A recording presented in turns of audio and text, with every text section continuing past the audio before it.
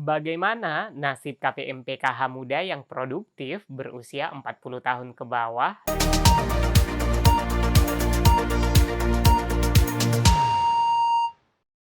Assalamualaikum warahmatullahi wabarakatuh. Semoga selalu dalam keadaan sehat bagaimanapun suasana saat ini. Ketemu lagi dengan saya dalam channel PKH Reportase dalam program Info Bansos.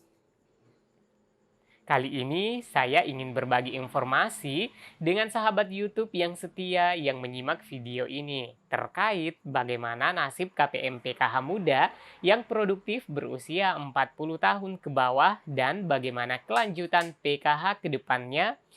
Nah, teman-teman, untuk menepis isu yang selama ini yang beredar yang seakan-akan menakut-nakuti bahwa KPM usia 40 tahun tidak akan menerima pada pencairan tahap ketiga ini dan konon akan dicoret dari kepesertaan PKH.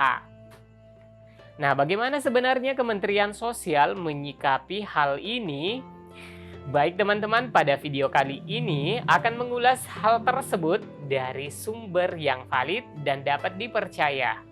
Oleh karena itu, simak terus videonya hingga tuntas. Jangan di-skip atau diloncat-loncati agar bisa memahami terkait isu yang sepertinya menjadi keresahan kawan-kawan dari KPM usia muda atau KPM yang masih produktif. Namun, bagi kawan-kawan yang baru singgah atau menemukan channel ini, untuk meluangkan waktu untuk subscribe dan mengaktifkan lonceng notifikasinya agar selalu mendapatkan pemberitahuan bila mana ada berita aktual terbaru dari channel PKH Reportase. Sebelum kita lanjutkan informasinya, pada kesempatan berbahagia ini saya ingin memberikan ucapan terima kasih banyak yang tak terhingga kepada kawan-kawan yang sudah setia menyimak info-info dari channel kami. Dan ucapan terima kasih atas komen dan jempolnya sebagai tanda kawan-kawan hadir menyimak dan selalu setia dengan informasi yang kami suguhkan untuk teman-teman sekalian. Baik teman-teman semua, bagaimana nasib KPM PKH umur di bawah 40 tahun pada pencairan PKH tahap 3 nantinya? Benarkah bantuannya sudah tidak cair lagi?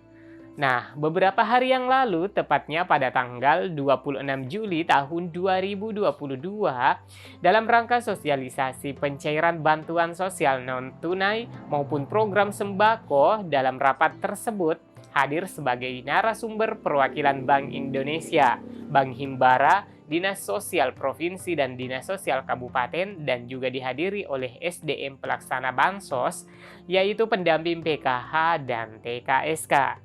Terkait isu adanya pengelompokan KPM berdasarkan usia, yakni pemilahan KPM yang berusia 40 tahun ke bawah, KPM yang berusia 40 hingga 60 tahun, serta KPM lansia tunggal. Nah, pihak Kementerian Sosial sebagai narasumber yang diwakili oleh Ibu Keke Komarawati selaku Kepala Subdirektorat Bantuan Sosial pada Unit Kerja Direktorat Jaminan Sosial Keluarga menjelaskan atas pertanyaan salah satu peserta yang hadir dalam rapat tersebut terkait KPM yang usianya 40 tahun ke bawah yang akan menerima program kewirausahaan. Lalu bagaimana dengan bantuan PKH-nya? Apakah akan terhenti sampai di situ? Atas dasar pertanyaan dari salah satu peserta ini, Ibu Keke Komarawati menjelaskan bahwasanya bantuan itu diberikan kepada Anda dan Anda tersandang atau menyandang predikat keluarga sangat miskin ya. Mohon maaf nih, memang program ini diperuntukkan untuk para masyarakat yang seperti ini. Nah, pada kesempatan tersebut, beliau menampilkan slide presentasi komplementaritas program bantuan sosial untuk graduasi. Pada slide ini, kami mencoba untuk menjelaskan sesuai dengan persepsi kami saja, dan mohon maaf jika ada yang tidak sesuai dan mutlak adalah kesalahan kami dalam menjelaskannya. Pada tayangan slide ini, mulai start pada tahun pertama hingga nanti di tahun kelima alias 5 tahun setelah start yang dimulai dari start tahun pertama, Anda masuk kategori penerima program PKH selama 5 tahun. Anda akan tetap menerima bantuan berupa pendampingan. Dan dalam kurun waktu 5 tahun itu tentunya teman-teman selalu mengikuti pertemuan kelompok P2K2 yang dilaksanakan hampir setiap bulan oleh pendamping dan teman-teman KPM, di mana pada materi pendampingan P2K2 disajikan materi-materi bagaimana memulai usaha, bagaimana cara mendidik anak, bagaimana memberikan gizi yang baik, dan bagaimana mencegah terjadinya stunting pada anak di usia tumbuh kembang anak. Dalam kerangka 5 tahun ini, mulai dari start tahun pertama hingga tahun kelima, KPM menerima pendampingan seperti penjelasan tadi ya teman-teman, yaitu P2K2. Semua teman-teman yang menonton video ini tentunya pada rajin ikut pertemuan kelompok, bukan? Nah, jadi ini merupakan kewajiban bagi KPM PKH adalah mengikuti pertemuan kelompok P2K2. Selain pendampingan P2K2, KPM PKH selama kurung dari start tahun pertama hingga tahun kelima masih tetap mendapatkan bantuan PKH. Tentunya yang dibayarkan sesuai dengan jumlah kategori PKH di dalamnya. Dan dibatasi jumlah kategori adalah 4 orang atau 4 anak. Jadi teman-teman tidak perlu khawatir. Jadi bantuan ini tetap diterima mulai dari start tahun pertama hingga tahun kelima. Selain itu, teman-teman juga masih menerima program komplementaritas seperti bantuan langsung, tunai, atau program jaminan sosial seperti kartu KKS berupa bantuan sembako BPNT, kartu Indonesia Pintar, KIP, dan KIS PBI mulai dari start tahun pertama hingga pada tahun kelima.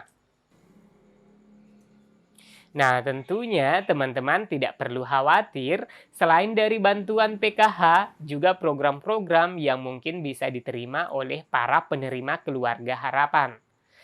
Program lain selain program PKH yaitu tetap masih mendapatkan bantuan KIP atau KIP kuliah tentunya jika memiliki anak yang masuk perguruan tinggi dan juga program perlindungan dan jaminan berupa KIS PBI. Pada tahun pertama ini, ada yang namanya benchmarking yang dijadikan patokan awal bagi KPM PKH dari kehidupan yang masih dikatakan sebagai prasejahtera. Maaf jika kami mengatakan masih keluarga miskin. Jadi istilah benchmark itu sebagai standar patokan atau indikator-indikator untuk mengukur tingkat kesejahteraan yang dikategorikan sebagai keluarga miskin. Dan selanjutnya dari tahun pertama hingga tahun keempat akan dilakukan monitoring dan evaluasi. Nah, monitoring atau pemantauan dapat diartikan sebagai suatu aktivitas untuk mengamati dan atau mencermati secara terus-menerus atau berkala untuk menyediakan informasi tentang status perkembangan selama teman-teman menjadi KPM PKH, serta mengidentifikasi permasalahan yang timbul dan merumuskan tindak lanjut yang dibutuhkan. Sedangkan evaluasi adalah rangkaian kegiatan yang secara sistematis mengumpulkan dan menganalisis data dan informasi untuk menilai pencapaian dari tujuan program Keluarga Harapan PKH. Dan selanjutnya di tahun keempat menuju tahun kelima adalah resertifikasi. Nah, apa itu resertifikasi? Resertifikasi di sini menurut buku petunjuk teknis graduasi program Keluarga Harapan PKH atau KPM program Keluarga Harapan tahun 2020 adalah pendataan ulang dan evaluasi status kepesertaan dan sosial ekonomi untuk KPM PKH dengan lama kepesertaan 5 tahun. Nah, untuk pendampingan kewirausahaan makro menurut tayangan slide dimulai pada tahun ketiga hingga tahun kelima. Mungkin teman-teman bertanya, apa itu kewirausahaan sosial atau social microfinance? Nah, ini yang diistilahkan dengan PROKUS atau Program Kewirausahaan Sosial. Menurut Indri Indarwati PhD, Kasubdit Lembaga Pemberdayaan dan Peduli Keluarga Kementerian Sosial menyampaikan kegiatan PROKUS atau Program Kewirausahaan Sosial PROKUS merupakan program pemberdayaan sosial bagi keluarga miskin dan rentan yang mengkombinasikan kegiatan bisnis dan sosial serta pendekatan bisnis untuk mencegah dan mengatasi resiko sosial dan masalah sosial. Hasil yang diharapkan dari program Prokus ini adalah peningkatan keterampilan keuangan KPM, perencanaan usaha KPM, peningkatan pendapatan KPM, perubahan perilaku KPM, meningkatkan jiwa usaha KPM, membuka lapangan kerja, membentuk KPM kreatif dan inovatif yang dapat menjadi pahlawan ekonomi keluarga dan warga di sekitarnya. Baik teman-teman, untuk tayangan slide ini, yang paling tahu tentunya yang menayangkan slide pada saat pertemuan dalam rangka sosialisasi pencairan bantuan sosial non-tunai maupun program sembako, yaitu narasumber Ibu Keke Komarawati selaku perwakilan Kementerian Sosial. Baik teman-teman, begitu kira-kira penjelasannya pada topik bagaimana nasib KPM PKH muda yang produktif berusia 40 tahun ke bawah dan bagaimana kelanjutan PKH ke depannya. Jadi KPM 40 tahun ke bawah memang dipersiapkan untuk graduasi, tetapi tidak juga langsung tercoret, jadi tetap masih menerima. Selain itu akan dilakukan atau diberikan program-program kewirausahaan dan modal agar KPM bisa mandiri dan keluar dari kemiskinan. Mantap sekali ya teman-teman.